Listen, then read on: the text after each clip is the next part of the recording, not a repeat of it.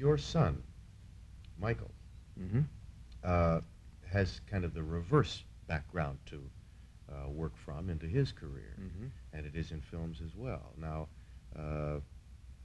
if you can attribute your success, if you like, to the need to rise through that B-movie script, his is the other way around. How do you think he will fare? Do you worry Well, about that? I don't necessarily attribute my success to that sort of background. I think Your that's all drive, part of, perhaps? my background is all part of what's made me what I am, for better or worse. I think in my son's case, as well as in most kids, you see, kids in general today come from a wealthier background than they did when I was a kid, where most of our parents were immigrants coming here struggling and couldn't speak the language and trying to make a living. But I think the kids of today are way ahead of, in many ways, of where I was. For example, I've talked about this with my son. You see, I've worked my way through college, but I'm completely against it.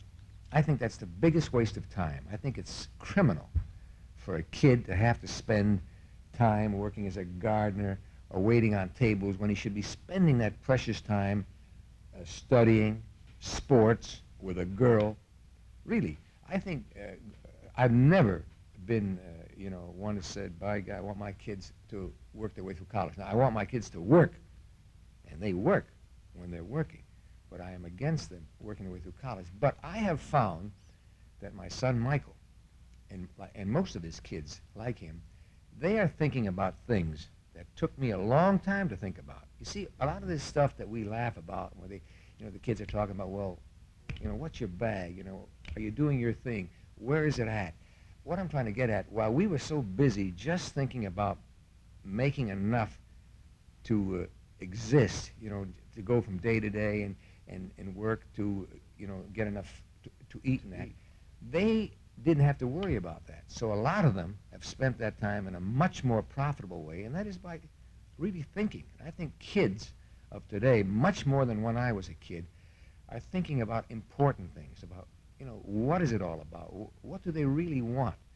And they're thinking about things that, in my own case, for example, maybe I'm retarded.